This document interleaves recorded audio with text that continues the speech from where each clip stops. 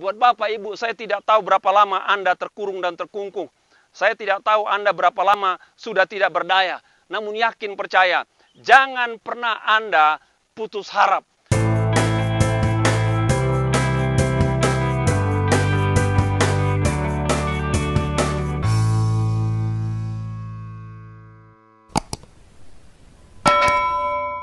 Shalom saudara, saat ini saya akan sampaikan firman Tuhan judulnya Lockdown. Ada Tuhan di masa lockdown. Ada Tuhan di masa lockdown. 2 Raja-Raja 7 ayat 1 dikatakan, lalu berkatalah Elisa, dengarlah firman Tuhan, beginilah firman Tuhan, besok kira-kira waktu ini, sesukat tepung yang terbaik akan berharga sesikal, dan 2 sukat jelai akan berharga sesikal di pintu gerbang Samaria. Ini kisah mengenai bangsa Israel dikepung oleh bangsa Aram yang lebih kuat dari Israel. Dan ketika bangsa Aram mengepung Israel, maka kota di mana Elisa ada itu diembargo habis-habisan. Sehingga bahan pangan, pasokan pangan itu diembargo, tidak boleh masuk ke Samaria di mana Nabi ada, bangsa Israel ada. Dan mereka tidak boleh keluar berjual beli. Jadi sengaja diembargo oleh tentara Aram supaya orang Israel kelaparan, dan kalau mereka lemah nanti mereka akan diserang. Itu kondisinya. Dalam kondisi embargo itu kondisinya mencekam.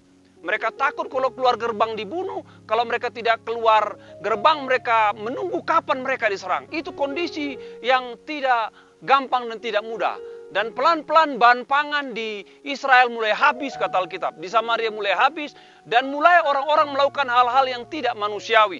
Bahkan ada keluarga-keluarga yang coba memakan anak mereka sendiri, kata Alkitab. Luar biasa kisah ini, dan cukup menyedihkan. Dalam 2 Raja 6 ayat 29 dikatakan, jadi kami masak anakku dan makan dia.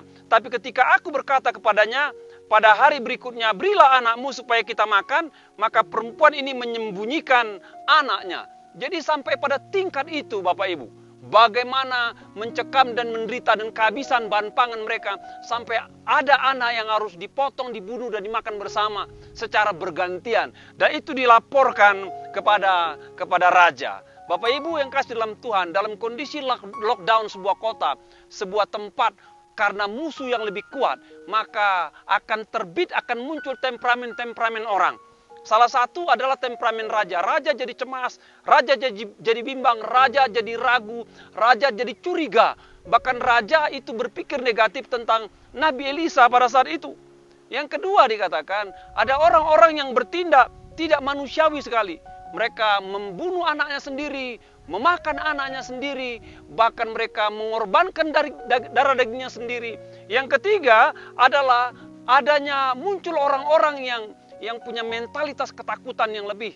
Mereka sangat takut, tidak berani keluar, tidak berani berperang. Mereka di dalam saja, kalau mereka punya tentara, punya pasukan, punya alat perang, tapi mereka tidak berani bertindak.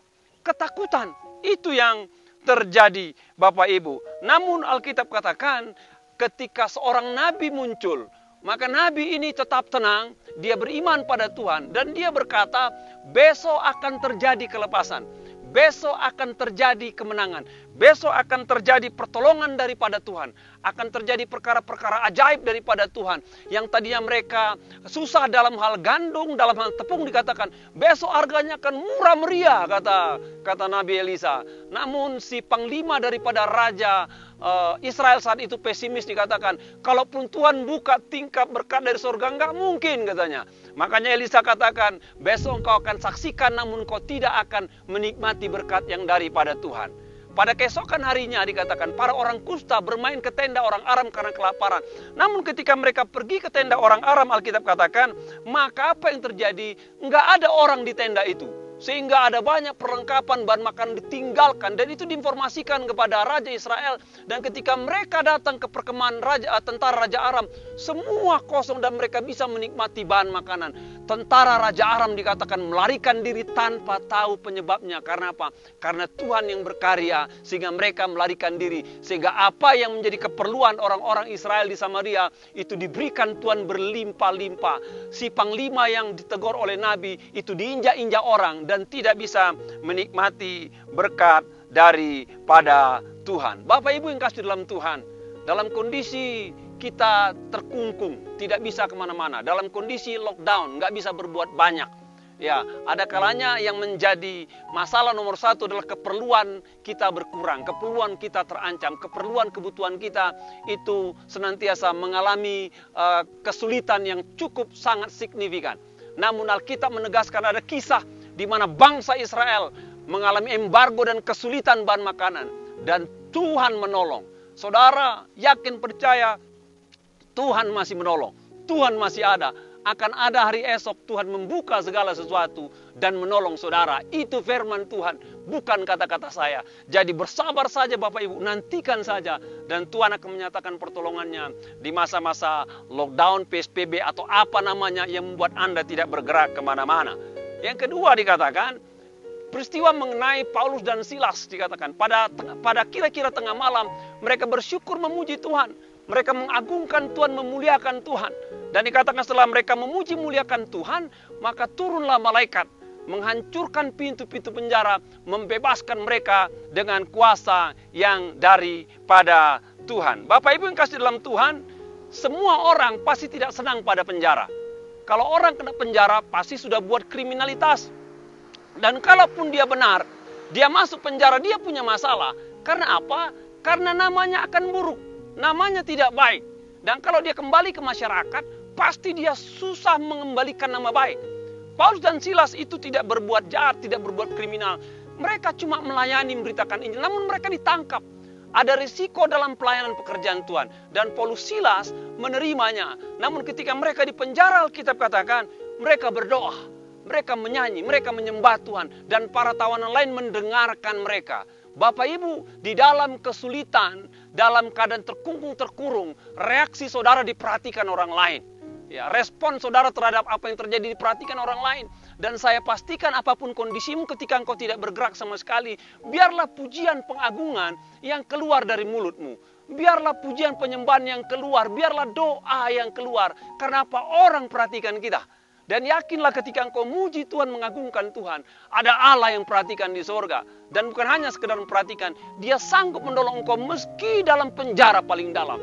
Meski dalam kesulitan yang paling krusial, dia sanggup bebaskan dan tolong engkau dengan caranya yang luar biasa, dengan caranya yang dahsyat, dengan caranya yang ajaib.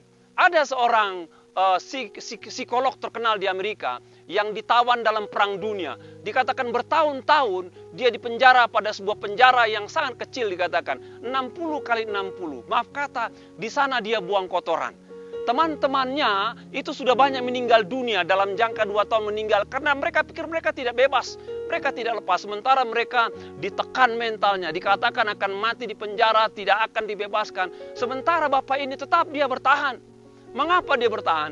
Dia punya keyakinan satu kali dia bebas.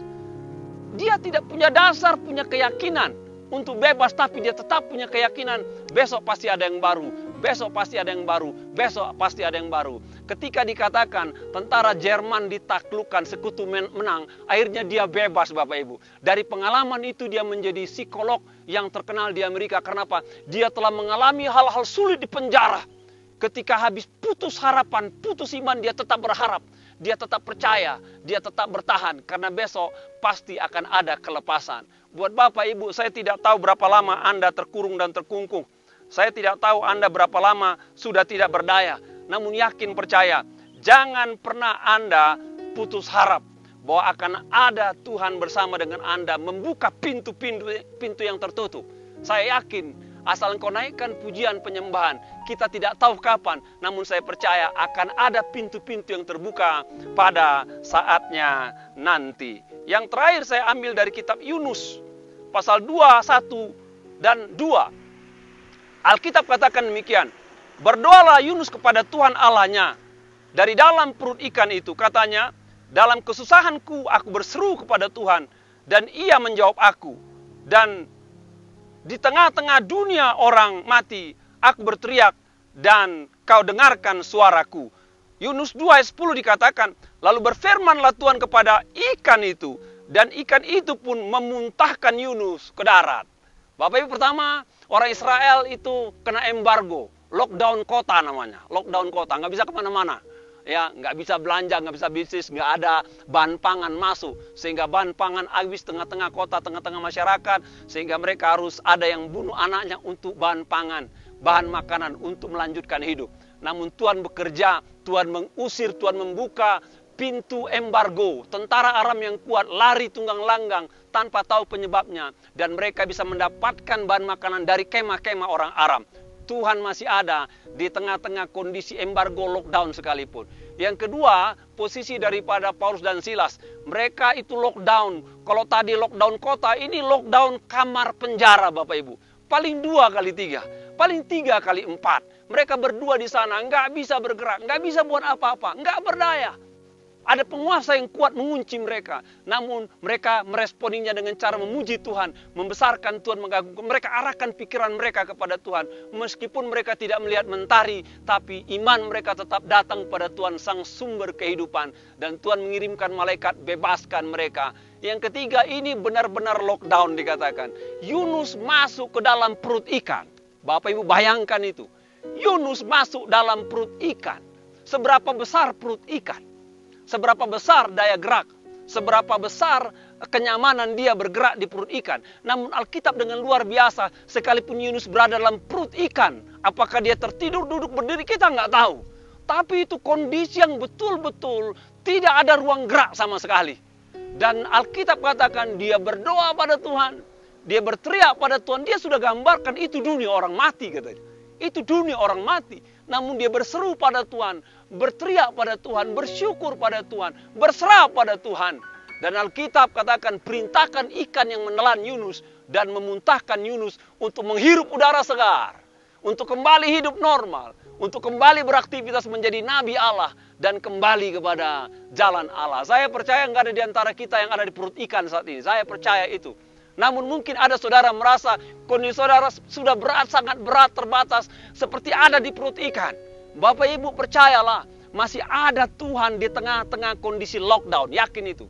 Masih ada Tuhan yang berkuasa mendengar seruanmu, mendengar doamu. Asal kau percaya berseru pada Tuhan, maka Tuhan sanggup memberikan engkau hari yang baru, udara yang segar untuk melanjutkan kehidupan. Jadi meskipun apapun posisi kita dalam ketidakterbatasan, masih ada Allah yang menyertai kita dan siap menolong kita sekalian. Tuhan memberkati.